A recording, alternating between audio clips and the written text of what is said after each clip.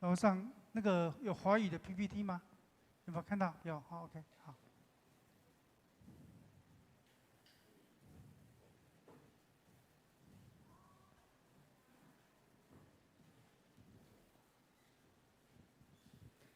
哈利路亚，感谢主，让我们今天清晨来到神的面前，我们带着感恩的心，因为我们的神已经为了我们成就了大事，阿们，阿们。感谢主，我们要带着欢喜快乐的心来赞美他。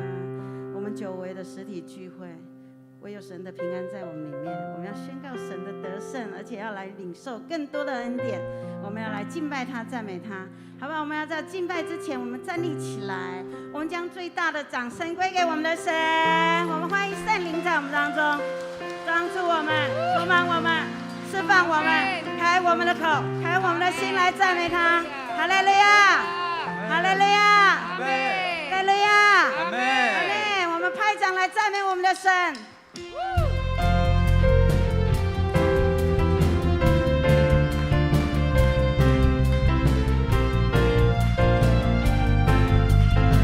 我们要大声来宣告，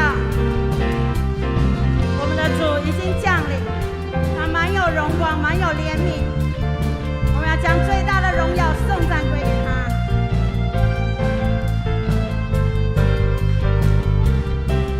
荣耀的主已经降临，满有荣光，满有怜悯。我时空到成肉身心神精神黑暗却是神的大能完全的彰显。荣耀的主已经降临，满有荣光，满有怜悯。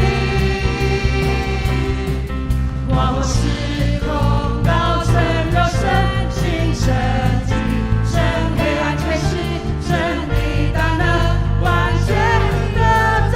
我们再从头赞美他，荣耀的主，荣耀的主已经降临。哈利路亚，是的主，满有荣光，满有怜悯。我时空到成肉身心神精神黑暗却是神的大能完全的彰显。荣耀的主已经降临，哈利路亚，满有荣光，满有怜悯。我时空到成肉身心神精神黑暗却是神的大能完全的彰显。大声来宣告，神已经成就了，神已经成就了，战胜死亡，得着冠冕，震动天地，若荣耀归你。神已经成就了，神已经成就了，耶稣基督复活的主，坐在天上的宝座掌权。再次宣告，神已经成就，阿门。哈利路亚，神已经成就了，战胜死亡，得着冠冕，震动天地，荣耀归你。神已经成就了，神已经成就了，耶稣基督复活的主，坐在天上的宝座掌权大口人。你相信我们的神已经复活了吗？我们的神复活了吗？他已经为我们成就极大的事，我们要大声来宣告，而且我们要释放我们的口，大声来唱赞美的诗歌，得胜的诗歌，让我们得胜的生命从里面涌流出来。阿们。我们再一次来唱，我们要宣告我们的神已经成就大事，而且翻转我们的生命了。我们再一次来拍掌。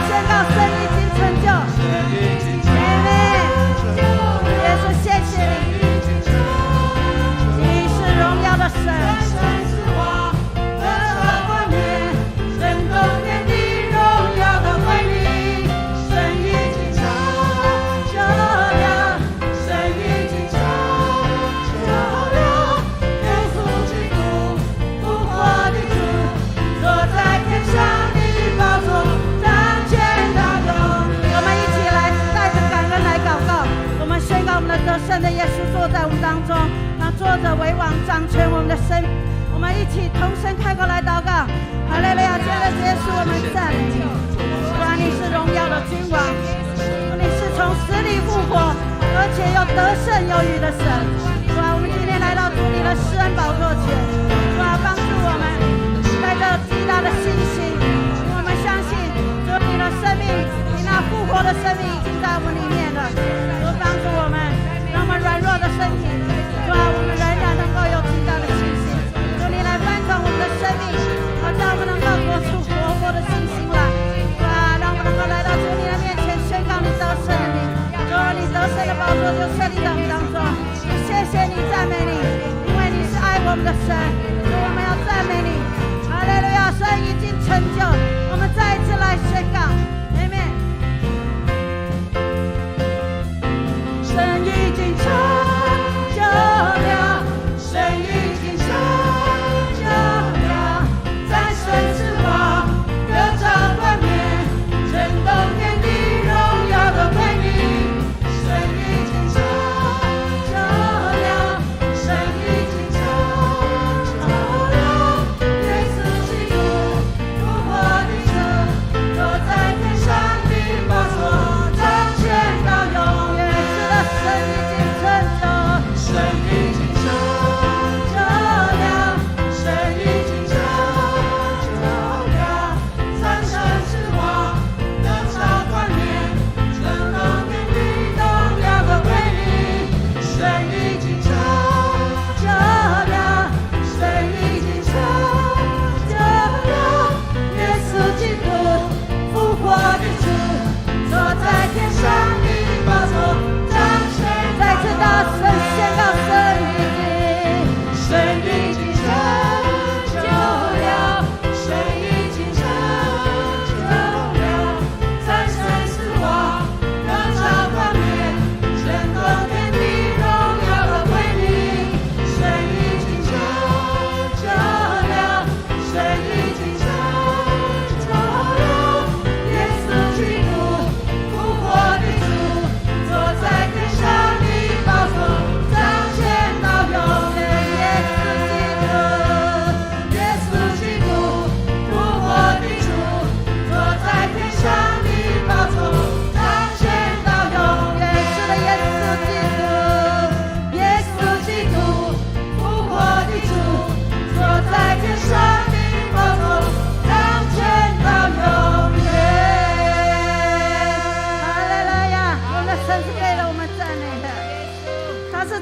宝座上的呀，他是我们的王。我们来到神的面前，每一个人，我们领受神的恩典，也愿神宝贵的救恩在我们里面，时时的提醒我们，我们这样如此重新的生命，都是从主耶稣他的恩典而来。求神帮助我们，当我们再一次来到神的面前，我们再一次跟主耶稣说：谢谢你，赞美你。愿你的爱持续来对我们说话。哈利路亚，阿门，哈利路亚。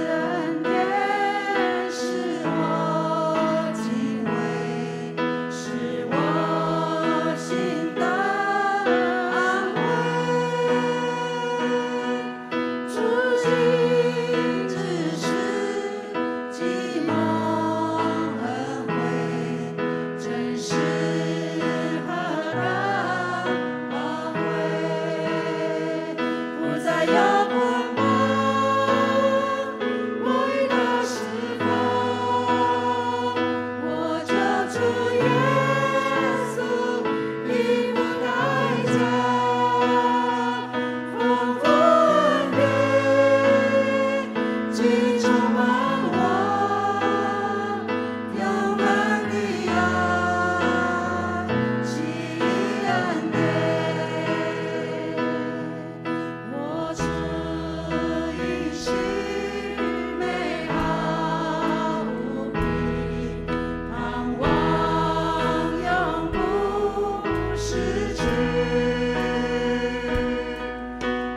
主作为人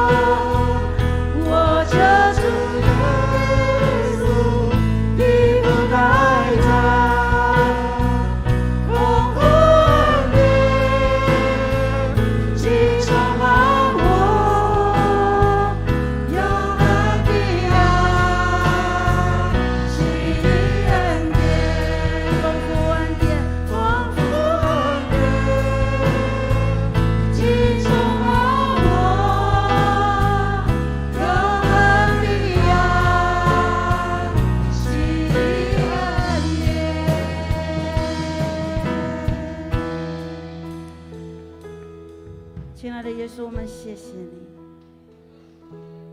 我们每一个领受主你恩典的人，若不是因为你，我们没有办法来到主你的面前来站立赞美你。主啊，求你敞开我们的生命，我们愿意把自己摆在主你的脚前，愿意你使用我们。主啊，让我们用我们的生命、身体、全人来回应你的爱。主，谢谢你，赞美你。耶稣的教会，我们一起来回应他的爱。我怎能够为自己活？因主耶稣为我惨死在十架，流出宝血，洗我罪过。如此厚恩有约难报答。你拣选我，在创世之前，你接纳我，虽我并不完全。你是我，让我被苦化为甘甜，使我生命成为奇迹。宣告现在活着的，现在活着的，已经不再是我。乃是基督在我里面活着。我如今在肉身活着，是信基督而活，他是爱我，为我舍己。我的一切皆由神所赐，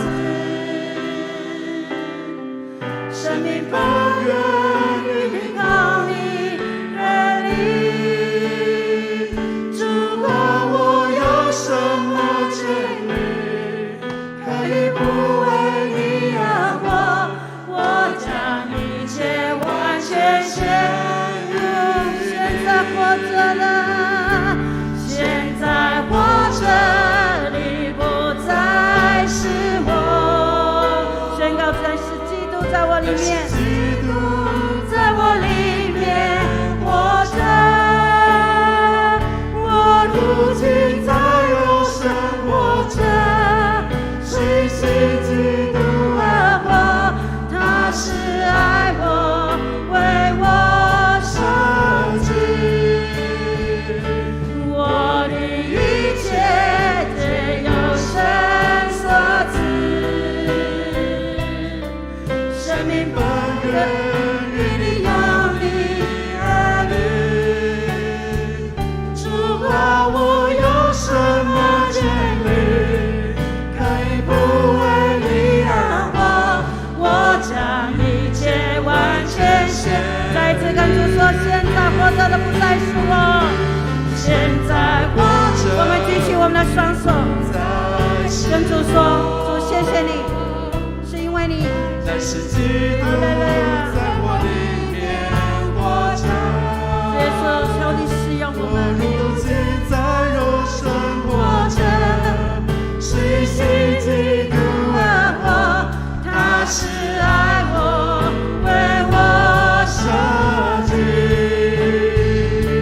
我的一切皆由神所赐，生命本源于你用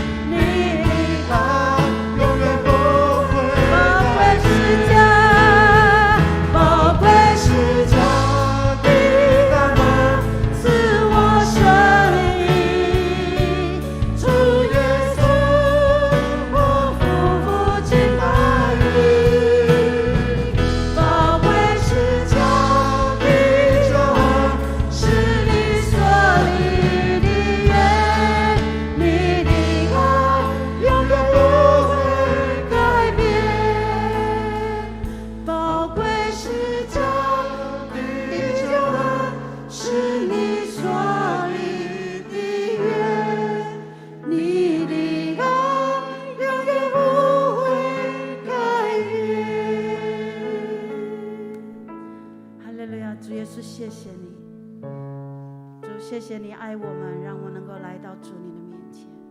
主，今天我们要与你同坐席，愿主你再一次在我们里面动大功，让我们再一次纪念主你救赎的恩典。主，我们要用我们的生命来回应你。主，即使我们软弱，也许我们也觉得自己做不到，但是恳求圣灵用说不出的叹息帮助我们。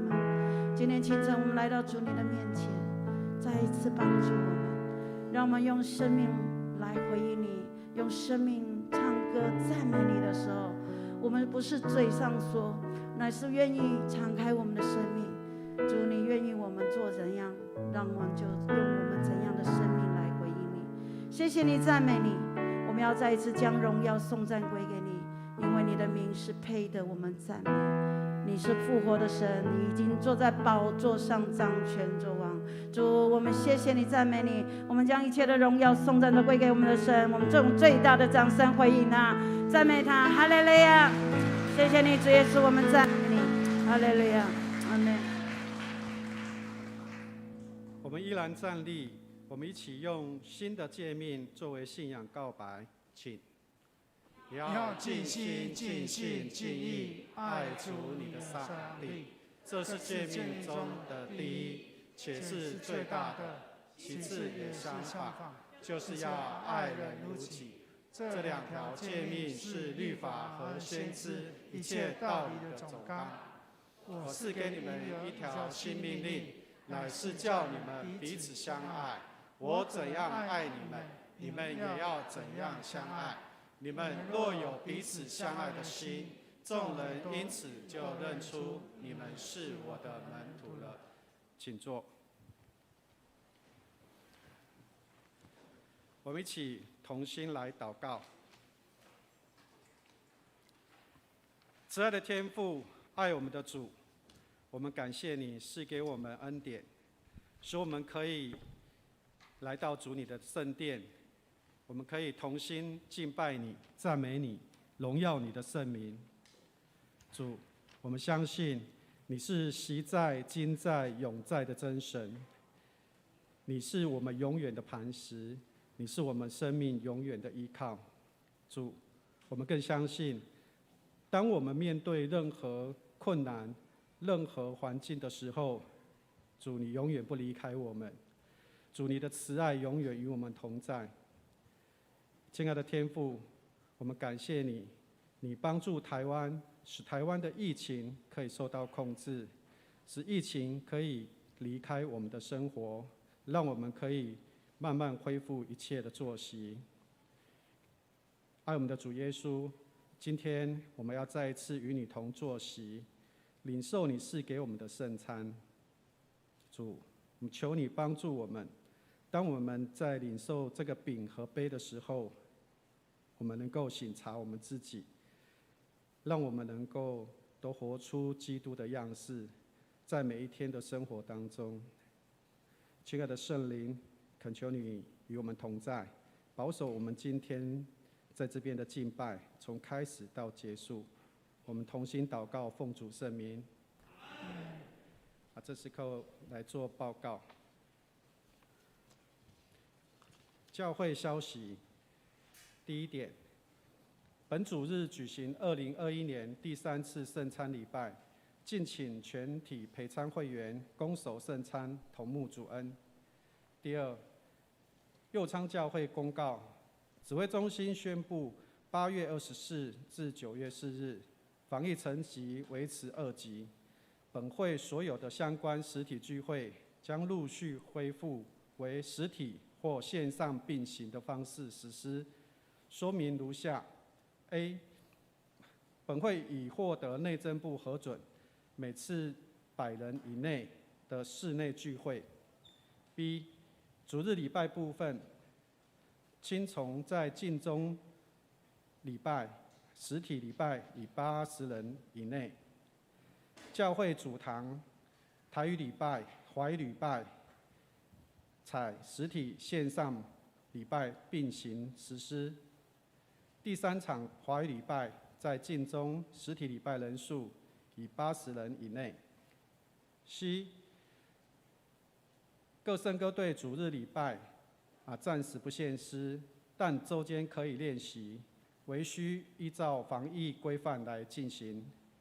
第一，各牧区小组视个别状况，可以采实体或线上进行，唯需依照防疫规范进行。若需要使用教会空间，请事先向办公室提出申请，以便调配安排。一，因为本会空间之限制，儿童牧区继续维持线上聚会方式，敬请各位家长协助配合。F， 本会早晨祈祷会时间5点30至6点30，采实体聚会。G， 本会周三祷告会晚上8点，采实体聚会。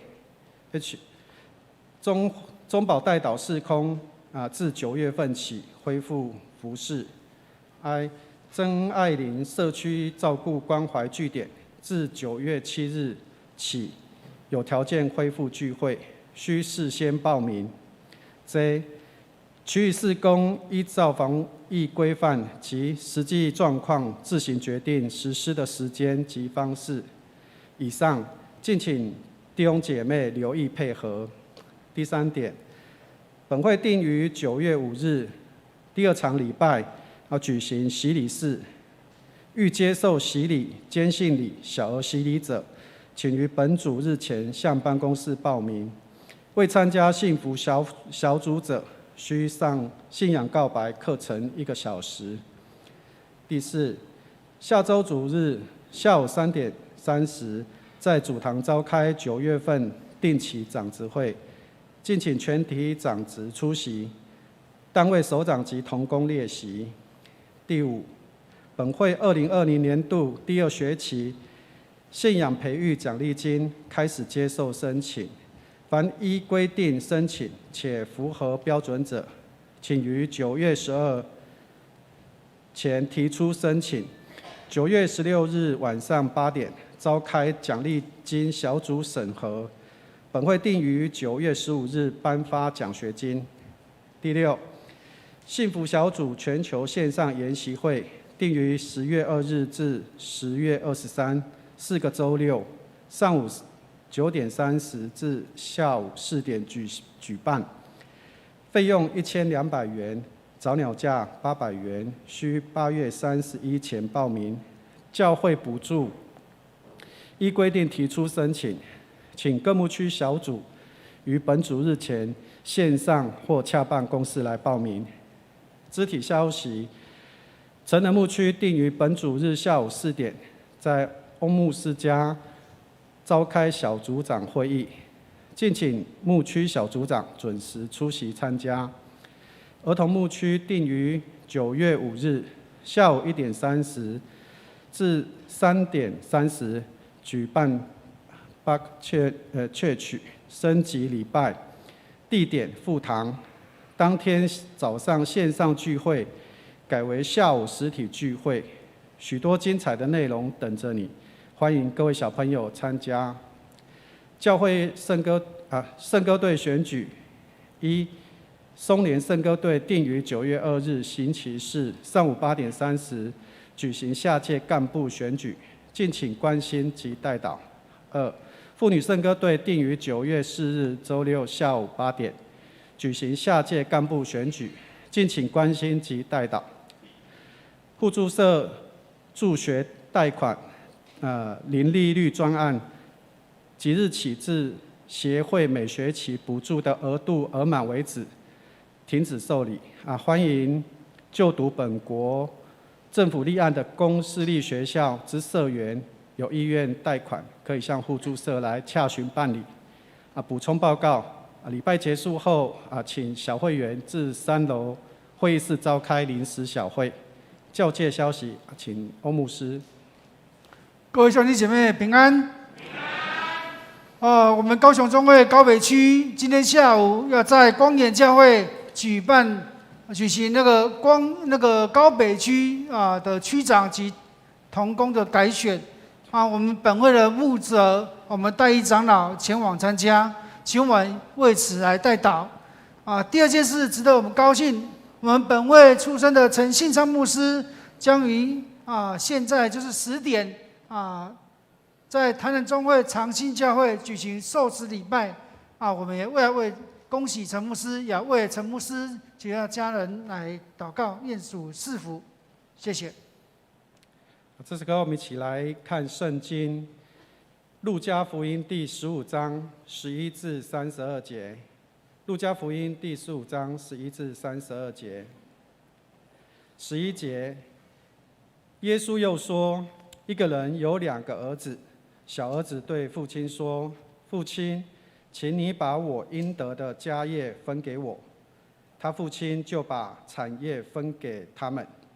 不过过了不多几日，小儿子就把他一切所有的都收拾起来，往远方去了，在那里任意放荡，浪费资财，既耗尽了一切所有的，又遇着那地方大遭饥荒，就穷苦起来。于是去投靠那地方的一个人，那人打发他到田里去放猪。他恨不得拿猪所吃的豆荚充饥，也没有人给他。他醒悟过来，就说：我父亲有多少的雇工，口粮有余，我倒在这里饿死吗？我要起来到我父亲那里去，向他说：父亲，我得罪了天，又得罪了你。从今以后，我不配称为你的儿子，把我当作一个雇工吧。于是起来往他父亲那里去，相离还远，他父亲看见，就动了慈心，跑去抱着他的颈项，连连与他亲嘴。儿子说：父亲，我得罪了天，又得罪了你，从今以后，我不配称为你的儿子。父亲却吩咐仆人说：把那上好的袍子快拿出来给他穿，把戒指戴在他指头上，把鞋穿在他脚上，把那肥牛肚牵来宰了，我们可以吃喝快乐。因为我这个儿子是死而复活，失而又得的。他们就快乐起来。那时大儿子正在田里，他回来离家不远，听见作乐跳舞的声音，便叫过一个仆人来，问是什么事。仆人说：你兄弟来了，你父亲因为他得无灾无病的回来，把肥牛肚宰了。大儿子却生气，不肯进去。他父亲就出来劝他。他对父亲说：我服侍你这多年，从来没有违背过你的命，你并没有给我一只山羊羔，叫我和朋友一同快乐。但你这个儿子和娼妓吞尽了你的产业，他一来了，你倒为他宰了肥牛肚。父亲对他说：儿啊，你常与我同在，我一切所有的都是你的，只是你这个兄弟是死而复活，失而又得的，所以我们理当欢喜快乐。以上，愿神的话语赐福于我们。讲到欧牧师今天讲的题目是吃一顿饭，我们请欧牧师。各位我所爱的家人，大家平安。吃一顿饭，我们常常也跟朋友邀约吃一顿饭。那一份饭你可能会在家里吃，那一顿饭你可能会邀约在朋友在外面的餐厅吃。然而，我们透过吃饭当中，我们可以有友谊的交流。然而，吃饭不仅是让肚子可以饱，吃饭也是一个感情交易的功能。或许你会问，除了吃饭有感情交易，还有什么功能？我们知道做生意的人，他借由吃饭可以谈生意，接到订单。他还有什么呢？男女之间相亲也借由吃饭找到好姻缘。然而，我们知道吃饭还有什么交易？就是还有很多功能。今天我们大部分的经文当中，我们刚方长老念的经文，大部分的经文都落在这个父亲的慈爱与赦免小儿子，也有这个经文落在浪子回头不管哪个题目都是一个很好分享的主题。然而我们今天要思考吃一顿饭，到底这一顿饭当中带给我们什么样信仰的启示？我们有没有注意到在经文当中有几个方向是很特别的意涵？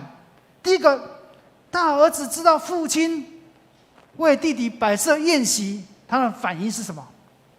第二个，为什么他弟弟回来了，这个小儿子回来了，这事情的发生地是在这个家庭，那个人物呢，就是他父亲、大儿子、小儿子3个人。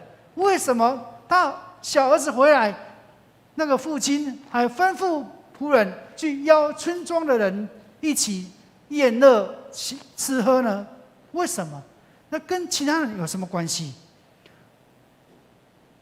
我们看到这个小儿子对父亲说：“父亲，请你把我应得的家业分给我。”我们看经文当中，这个孩子跟父亲要他想得的应该的家业，没什么问题。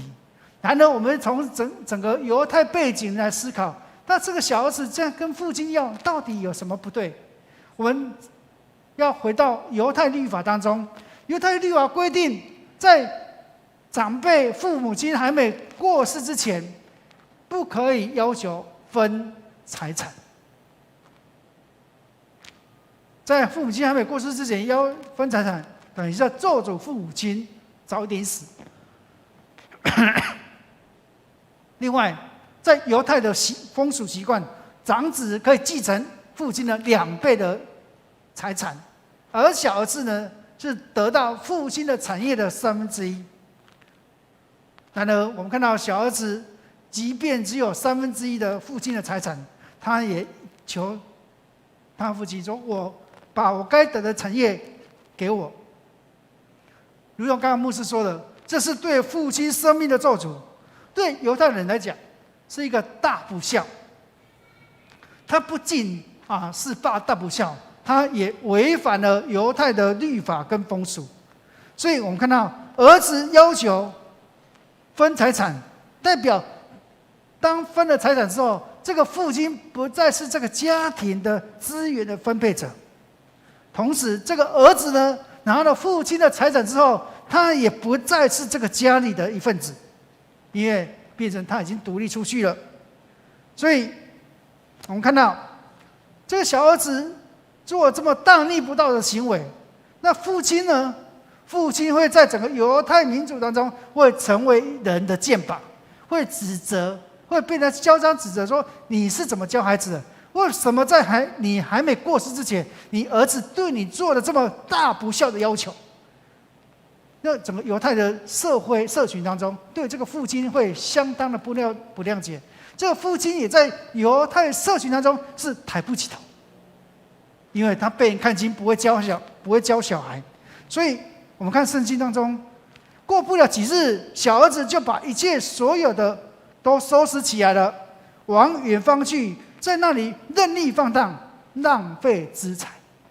各位兄弟姐妹，经文当中说小儿子放荡浪费资财，这代表他的行为不受约束。所以当他把父亲的财产卖了之后，代表这个人从此跟他父亲及他过去成长的犹太历史一刀两断，从此没有瓜葛。所以我们看到这个小儿子把财产卖到远的地方，在这个经文当中，我们并没有看到这个远的地方是指哪里。然而，我们看到犹太人跟外邦人他是水火不容，他不会彼此接纳。然而，我们看到这个小孩子把父亲的财产卖到远的地方，那远的地方到底是哪里？其实我们看经文的脉络，那小孩子后来落入在一户人家里，那个人叫他去山里去养猪。养猪跟那个地方有什么关系？有，因为养猪那个地方代表不是犹太人的地方，因为犹太人不吃猪肉。为什么呢？就回溯到犹太律法，凡脚分蹄的动物是不洁净的。所以脚分蹄的就是猪嘛，哦，羊没有分蹄，就是猪分蹄，哦，所以从这样的背景来看，这个孩子小儿子到一个远地方，他是到了外邦的地方，这个外邦只有外邦人才会养猪，只有外邦的地方才有吃猪肉，才有这个猪的市场。所以我们从这样的背景来推敲，这个小儿子他是卖到一个跑到一个外邦人的地方。所以我们刚刚讲到，犹太人跟外邦人是水火不容。所以就犹太人的观点，我们犹太人的资产怎么会落到外邦人的手中？这对犹太人来讲是一个极大的耻辱。所以这个小儿子他放荡在外地远的地方，这个远的地方是外邦人的地方。所以当他资产落在外邦人的手中的时候，这个小儿子不可能再可以重新回到犹太社群当中。为什么？因为会视这个小儿子为叛乱、背道、离开犹太教、离开犹太文化。所以他儿子这个小儿子不可能重新再回到犹太社群。然而我们看到这个小儿子到这个外邦的地方的时候，钱花光了，又遇到什么？又遇到饥荒。各位兄弟姐妹，物以稀为贵啊！有钱不一定买得到，何况又是没钱。对于当时候的小儿子来讲，真的是处境堪虑啊！所以我们看到圣经告诉我们说，于是他投靠那个地方的一个人，那人打发到田里去放猪。一个什么外邦人的地方，所以你会想，怎么跑到外邦人的地方？对啊，他就是跑到外邦人的地方去挥霍自己的财产，没有错。所以按照犹太律法，这个人已经被看到第13节说，过了小儿一切往远方的地方去。所以我们刚刚讲，那个地方就是外邦人的地方。所以这个小儿子呢，他到外邦地方没钱，又遇到饥荒，他只能投靠一个人，那个人叫他田里去养猪。他看到猪所吃的豆荚，他看了都想吃。为什么？你看经文的背后，没有人给他食物，在没有给食物的情况下，他还要去工作。当然，饥饿交迫，连看猪吃的东西都想吃一口。你看他的处境如此的可怜，所以我们看到这跟什么？他先前挥霍的享乐，跟现在一贫如洗的状况是成为很强烈的对比。所以我们看到这个小儿子，他继承父亲的产业，他没有做好的管家，他反而把父亲的产业在他手中挥霍完了。然而来自父亲丰盛的产业挥霍掉了，没有珍惜。各位兄弟们，人们也曾经领受上帝丰盛的恩典，然而很多人不会珍惜上帝给他的恩典。我们看到创世纪里面的亚当夏娃，他在还没违背上帝命令之前，神对他说什么？耶和华上帝吩咐他说，园内各样树上的果子你都可以随意吃啊。各位兄弟姐妹，上帝对亚当夏娃，你都可以随意吃啊，园内的所有你看到都可以吃啊，只有分别善的果树不可吃。可惜呀，人不会珍惜那个上帝给他丰盛，那看得到都可以吃，他不吃啊，他偏偏要违背上帝命令。他们选择放纵情欲，背逆神。各位兄弟姐妹，在信仰当中，我们看到，难怪英国的牧师有一个叫施布珍牧师，他说他在《上主权》这本书当中，他说他说什么呢？他说，不敬虔的人，通常不会用上帝的恩典作为犯罪的借口，因为他们根本不在乎上帝的恩典，他根本不关心上帝恩典。所以，各位兄弟姐妹，不管是小儿子或亚当夏娃或任何人，当他背逆上帝的时候，他根本不会想到说，今天上帝的恩典如此给我这么多，今天上帝如此爱我，拣选我成为上帝家的一份子。他不会看这个，他只会看什么？他只看眼前的享乐、短视。所以，当然，对于悖逆的人，他不会珍惜上帝给他恩典。如果今天会珍惜，他就不会悖逆了。所以我们看到，小儿子看重的欲望，比他成为父亲的小儿子还来得重要。所以，这样属灵的位分是他所看清的。各位兄弟姐妹，属灵的位分，很多人会看清。为什么？他会看清啊，牧师而已嘛，啊，长老而已嘛，信徒而已嘛，他不会看重这个身份是很珍贵的。所以，各位兄弟姐妹，很多时候我们看重上帝今天拣选你，让你坐在这里，让我们坐在这里，那个位分是何其恩典，是耶稣的命换来的。阿们。所以跟你隔壁说，你是上帝所珍贵的，预备来。真的，你是上帝所珍贵。今天你我可以坐在这里，是上帝付他儿子的生命的代价换来的。今天我们才蒙恩典，重不重要？重要，非常重要。然而，这个小儿子呢，过着放荡。什么叫放荡？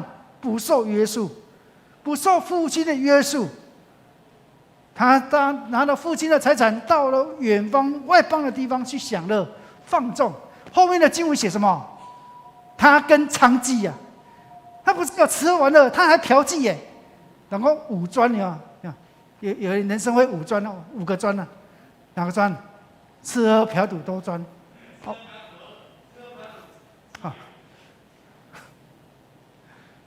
是啊，有些人都是会五专，那这样五专不好，是放荡生活。所以各位兄弟姐妹，我们看到，当我们的生命当中不愿意降服真理之下的时候，我们就如同放荡的孩子一样，因为我们不受圣经的约束管教。所以我们生命当中有些基督徒外在有基督徒的身份，但内在呢却没有基督徒的生命，这是很可惜。为什么？放荡，想干嘛就管你圣经怎么教，管你圣经怎么要求。外表虽然是基督徒的外壳，但里面却不是。求主帮助我们。所以司布真牧师才说什么？这些人不敬虔的人，不关心、不在乎上帝的恩典，如同放荡的孩子一样。所以各位兄弟姐妹，我们的确要怎么样？我们的确要学习基督，仰望主。所以保罗告诉我们，我们要学习定睛看上帝给予恩典，我们要看重这个属灵儿子的身份，我们要谦卑的态度降服神的真理。阿们。各位，我们今天如果不降服神的真理，我们等于是吧？我们要与神同位、同等位。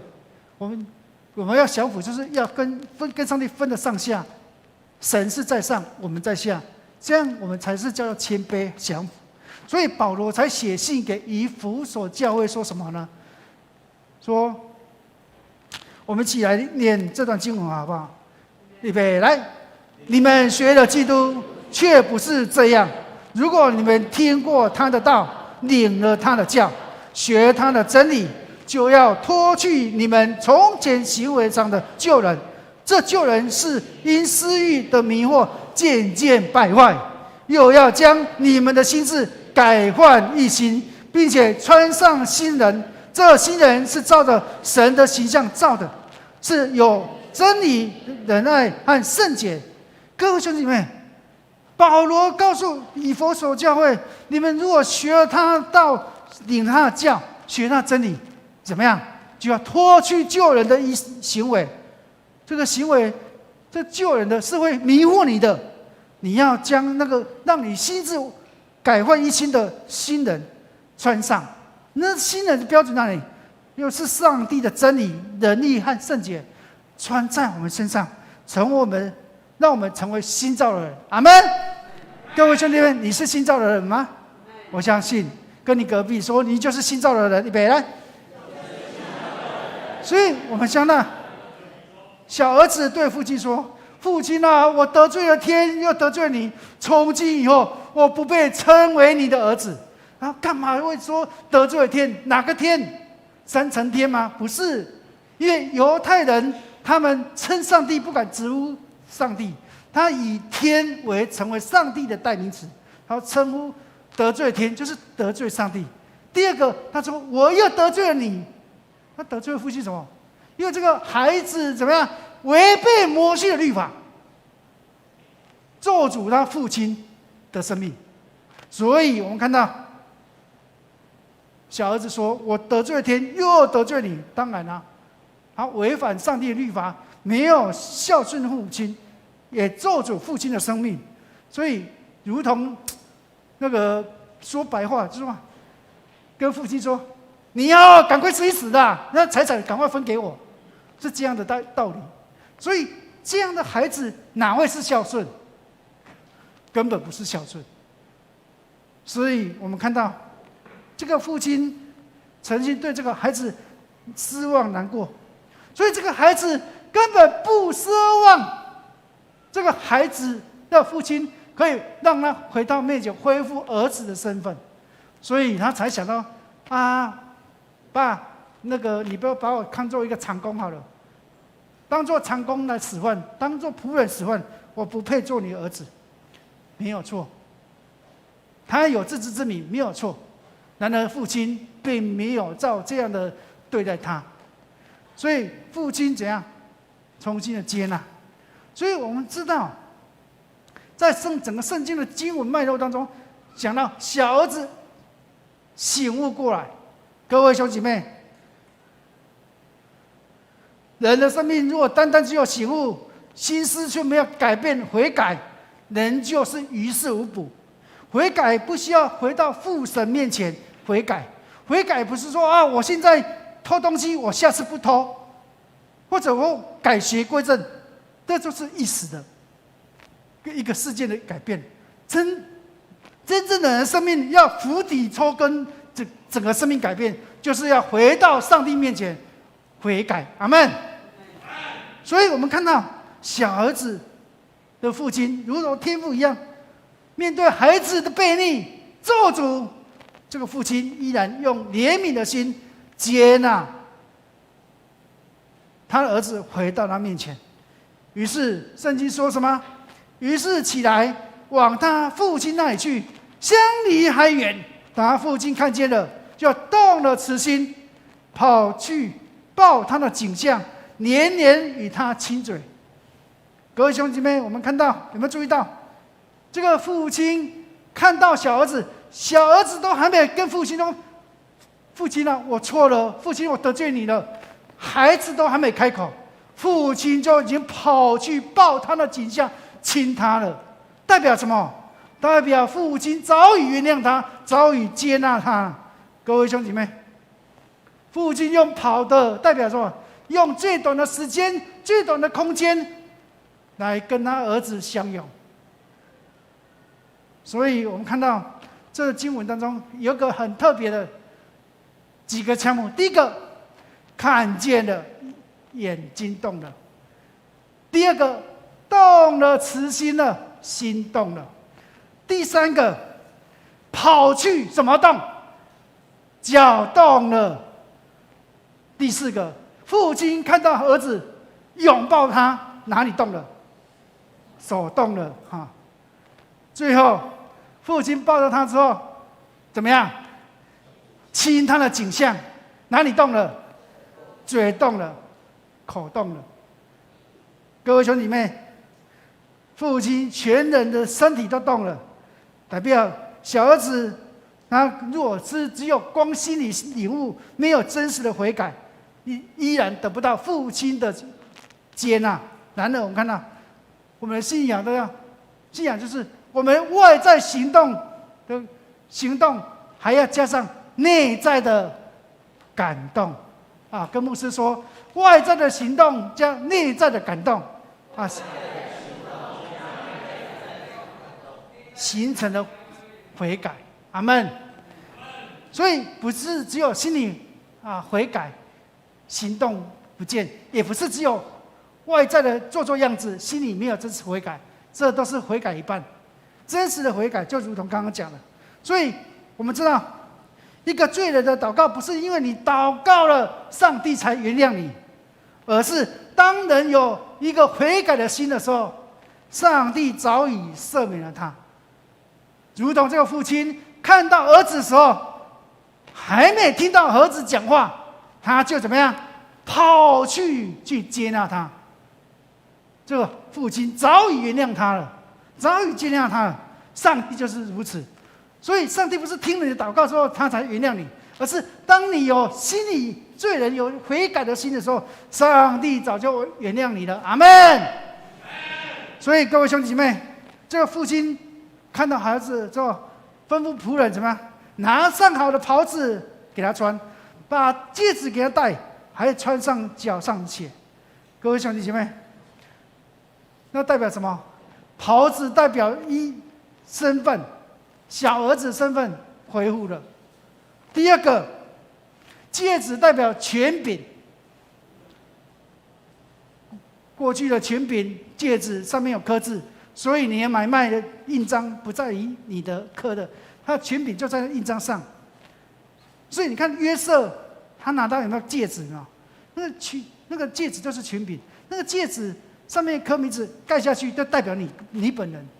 所以戒指给他戴上，最后呢，穿上什么？鞋子啊？为什么特别穿鞋子？因为过去的仆人不穿鞋的，只有儿子才会穿鞋，代表儿子的身份恢复了。所以各位兄弟妹，儿子的身份恢复了，代表他的生命是自由的。所以我们看到父亲吩咐仆人3个东西，什么？袍子、戒指、鞋子，这3样每一样都代表一个地位、权柄跟接纳。所以这个父亲呢，就吩咐仆人把那肥牛犊牵来宰了，我们可以吃而快乐，因为我的儿子死而复活，失而又得，他们就快乐起来。各位兄弟妹，在过去的犹太社会当中，他们的牛圈当中特别会有一头牛是怎么样养得特别肥，干嘛？招待贵宾用的。我越重视你，你看我给你吃什么，代表我重视你的程度。所以你看到这父亲把家里最肥美的牛仔都宰了，快乐吃了，代表这个父亲完全的接纳孩子的回归。所以我们看到借着喜宴的这样的主题，说明了天父上帝对于背弃者或者罪人是完全的接纳。然而在这么高兴的情境当中，有人不高兴。谁不高兴？大儿子不高兴。大儿子快到家的时候，我家怎么会有音乐响起？怎么会有跳舞声音？开 party 耶！问仆人到底怎么一回事？仆人说：哇，你那个小弟回来了。他高兴吗？不高兴。所以各位兄弟姐妹，你看到仆人跟他说：兄弟回来了，而且你父亲因为他无灾无病的回来，把肥牛犊宰了。各位兄弟姐妹，我们看到离家许久的小儿子无病无痛的回来，代表他的生命，这个罪人已经完全释放。然而这个大儿子代表是什么？法利赛人。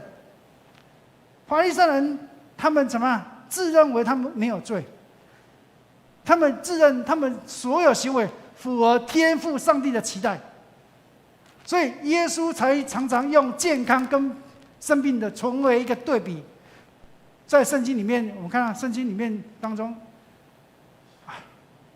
在路加福音书5章31到32，我们一起来念一遍，来。然后是医生，有病的人才用得着。我来本不是招义人悔改，乃是招罪人悔改。各位兄弟姐妹，大儿子生气了，不敢进去。父亲出来劝他，他还不进去，为什么？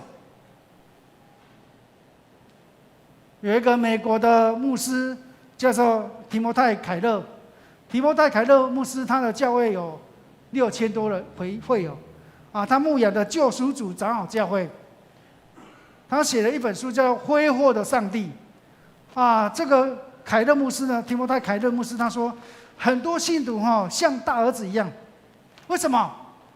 我在教会很认真的服侍，认真的奉献。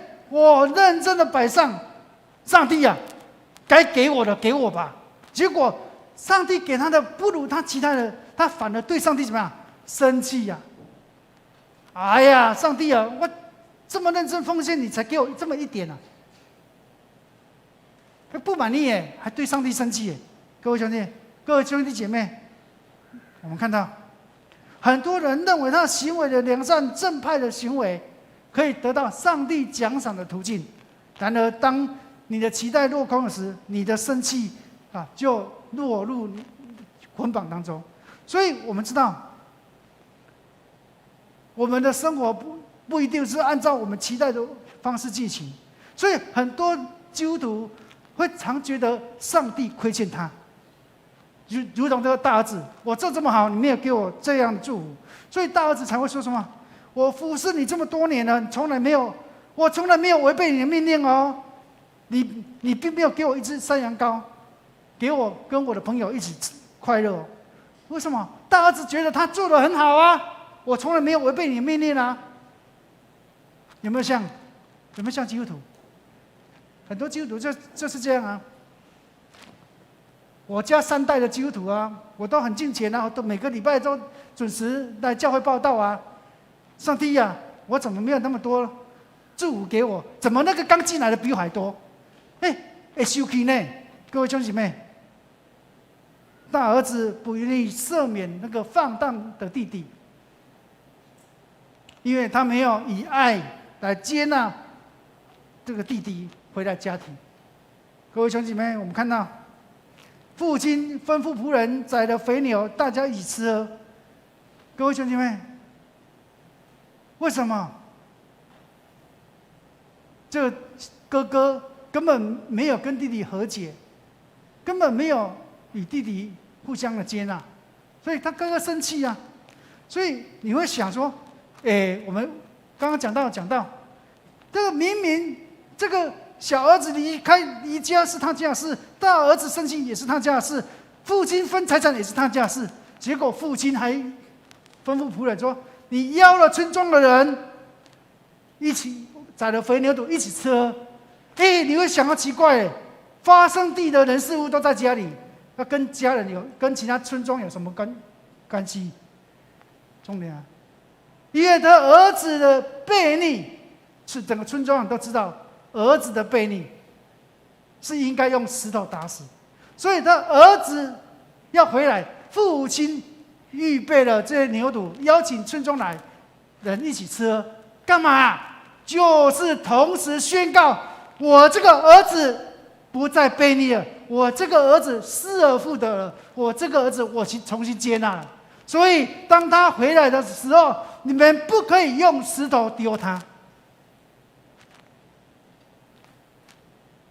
父亲期望他的儿子被全村庄的人怎么样重新接纳，代表他儿子已经得到他的赦免，重新跟他恢复和好的父子关系。各位兄弟姐妹，当我们还没信主之前，我们是与基督为敌的。如今我们透过耶稣的十字架救赎我们的罪，我们跟天父上帝恢复和好的关系。所以耶稣在马太福音书才说，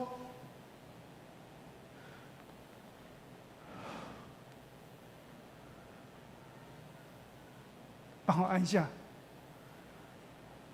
我们想念预备来，因为这是我立约的血，为多人流出来，使罪得赦。所以各位兄弟姐妹，当我们在领圣餐的同时，我们要确信，因为耶稣基督为我们钉十字架，使我们跟天父关系原本为敌的，如今和好了。所以每次守圣餐，我们有一个肯定，耶稣基督的牺牲是我们与上帝和好的关键。当我们认罪悔改的时候，我们就罪得赦免。所以圣餐就是让我们确定神有赦罪的恩典。当我们悔改时，我们就回应上帝的悔改啊，上帝对我们的呼召。所以我们知道，在人际社会当中，我们常常会被邀约吃饭，很多场合我们会吃一顿饭，这一顿饭可能是相亲的功能，可能是做生意的功能。然而，圣经当中这一顿饭是什么？和解的功能，恢复和好的关系。父亲不再计较过去怎么背逆他，怎么花费他的财产。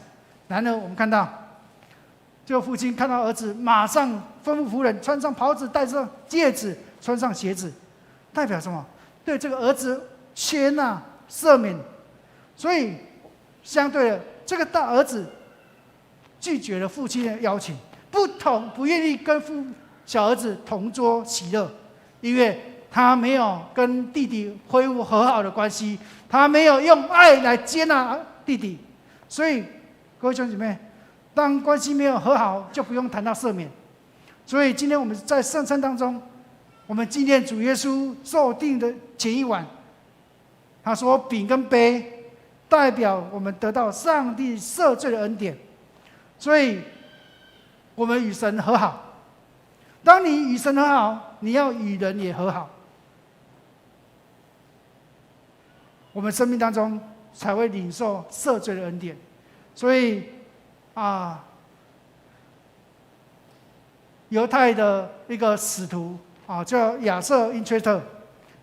亚瑟因崔特他说一句话，他说他在与神对齐的书中说，在圣餐中我们审查自己，如果我们审查自己，除掉不对的东西，我们就得一致。所以审查自己就是与上帝对齐的一部分。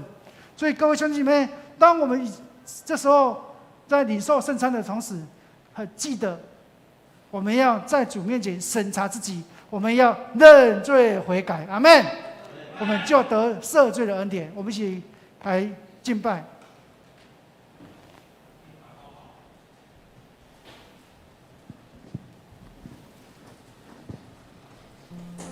弟兄姐妹，我们启用这首诗歌，我们来感谢神的恩典，神的身体为我们舍，神的宝血为我们流。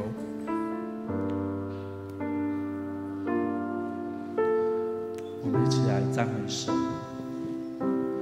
主，你的身体为我舍，你的宝血为我流出，诚然等了我的忧患，定义背负我的痛苦，因你手边上我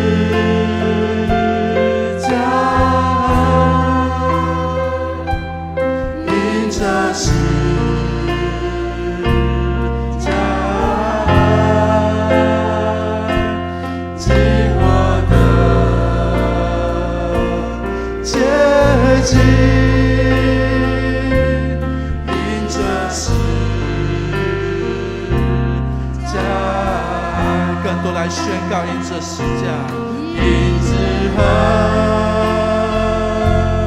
平安，因着十架，终罪的赦免，因着十架，因着十架，因着十架，尽我的洁净，因着十架。各位兄弟姐妹，我们即将在主面前领受与主同桌，领受恩典。我们除了现场以外，我们还有网络的兄弟姐妹与我们同领受主的圣餐。我们一起来领受。亲爱的兄弟姐妹，请你们注意听主设立圣餐的话，就是照保罗所说：“我当传给你们的，原是从主领受。”就是主耶稣被卖的那一夜，拿起饼来，注谢拨开，这是我的身体，为你所打破的，你当这样行来纪念我。吃完之后，拿饼拿杯，说：“这杯是新约，是我的血所设立的，你们当这样行来纪念我。你们喝这个杯，吃这个饼，表明主的死，直到他再来。”这时候，我们与领受主圣餐之前，我们一起低头来祷告。主耶稣，我们现在遵照你的命令，摆设这个宴席，为了纪念你永远赎罪的祭。我们谦卑的求你差遣圣灵，将我们分别为圣，又分别这些摆在你面前的葡萄汁及饼，分别为圣，让我们领受这些，借着信而分享你的身体和宝血，因了你的恩典的帮助，使我们在灵里得到培育，在恩典当中成长，且荣耀你的圣名。我们在你面前同心祷告，奉耶稣基督的名求，阿们。各位兄弟姐妹，我爱的家人，主耶稣说：“这是我的身体，为你们所打破，你们当这样行。”请我们同工来服侍。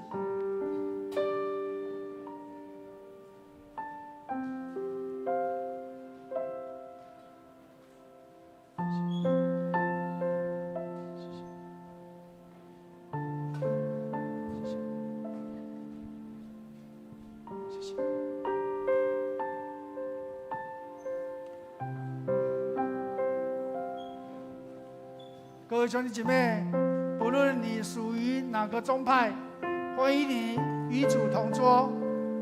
当我们领受到从长老的手中领受到这个饼，我们当记得我们在主面前认罪悔改，免得我们吃自己的罪。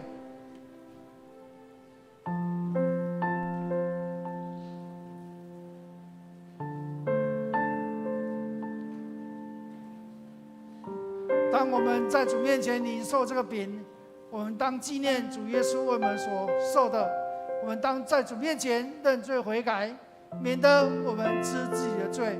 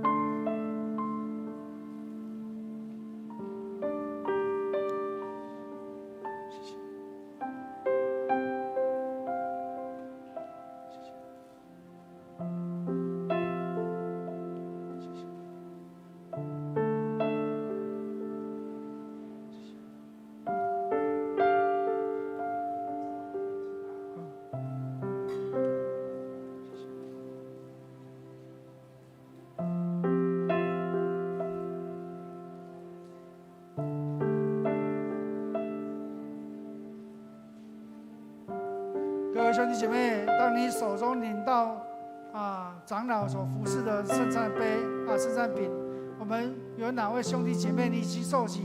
不论你在哪个宗派，欢迎你与主同桌。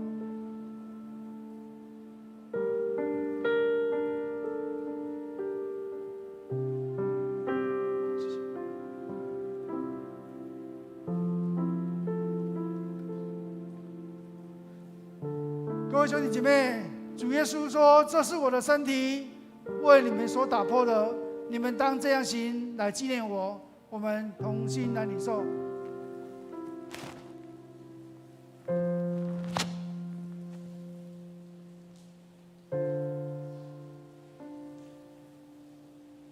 当我们等下拿到这个杯，是我们为了疫情所去购买的简易的圣餐杯。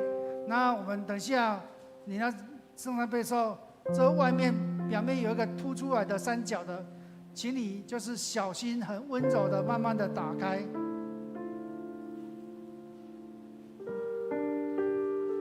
温柔好像打不开。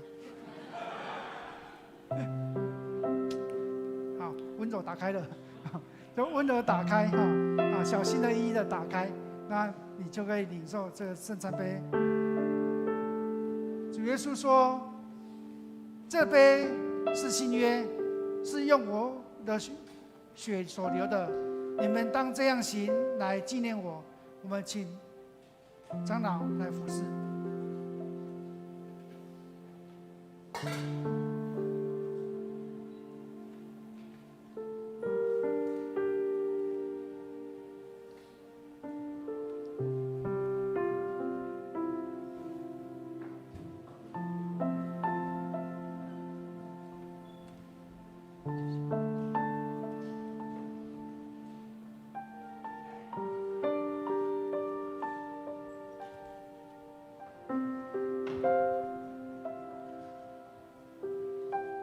当我们从长老手中领受了这个杯，我们当记得这是主耶稣为我们所流的。我们当在主面前谦卑认罪悔改，使我们的罪得以赦免。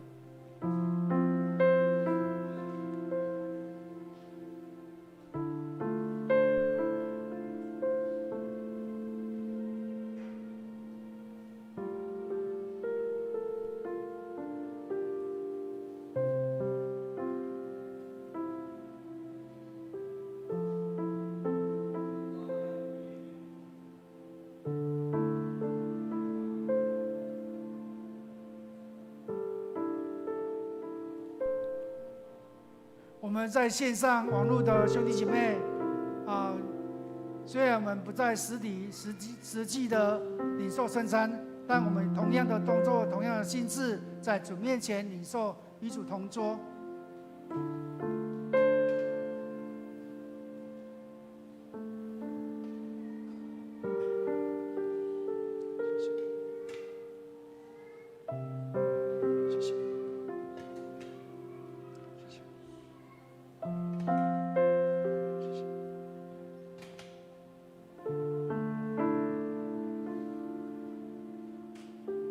各位我所爱的家人，主耶稣说：“这杯是新约，是我的血所流的，你们当这样行来纪念我。”我们同心来领受。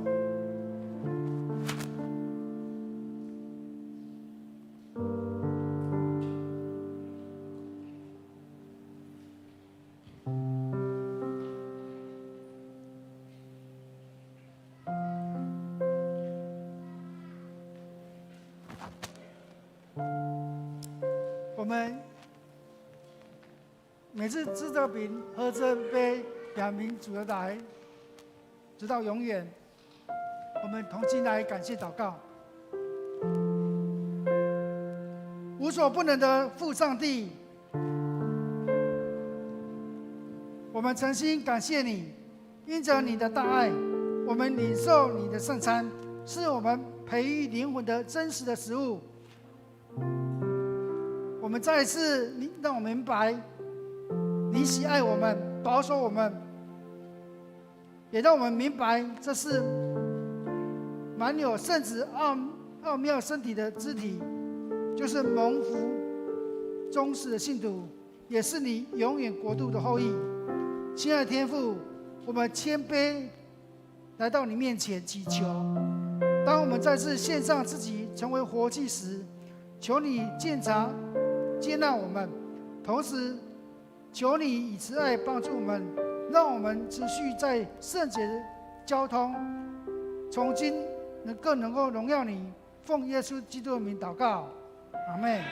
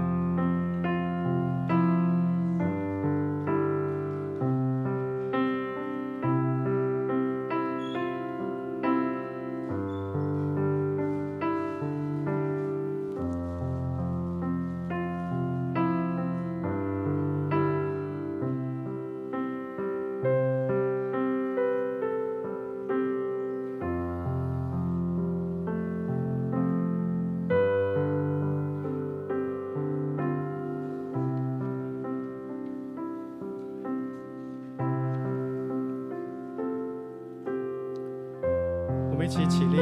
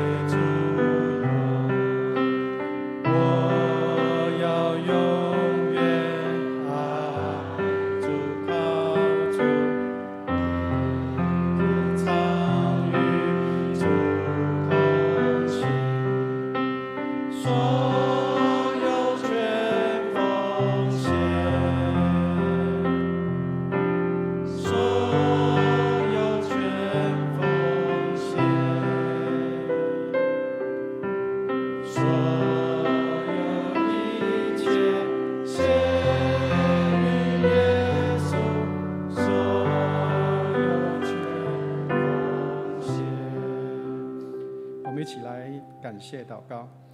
亲爱的主耶稣，谢谢你，谢谢你为我们设立圣餐，让我们领受主你的恩典，你的祝福。主，我们感谢你，谢谢你保守我们在这一周有平安有喜乐，让我们每一位弟兄姐妹，让我们在不同的职场上都有主满满丰盛的恩典。主，这时刻我们奉献金钱作为教会事工所有的使用，愿你接纳祝福。祷告奉主圣名，祝福差遣。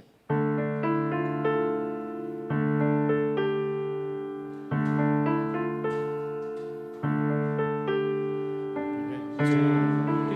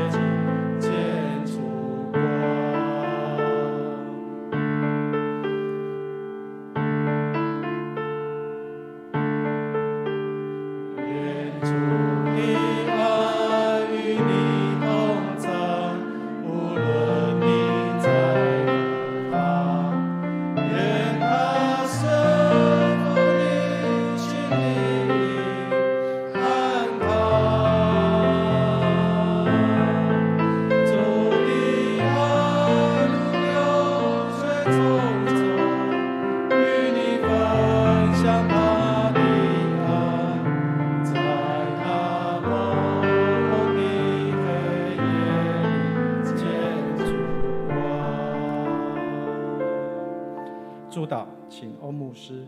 我们同心领受来自于上帝祝福。愿主耶稣基督恩惠、天父上帝慈爱与圣灵感动，常与你同在，从今直到永永远远。阿门。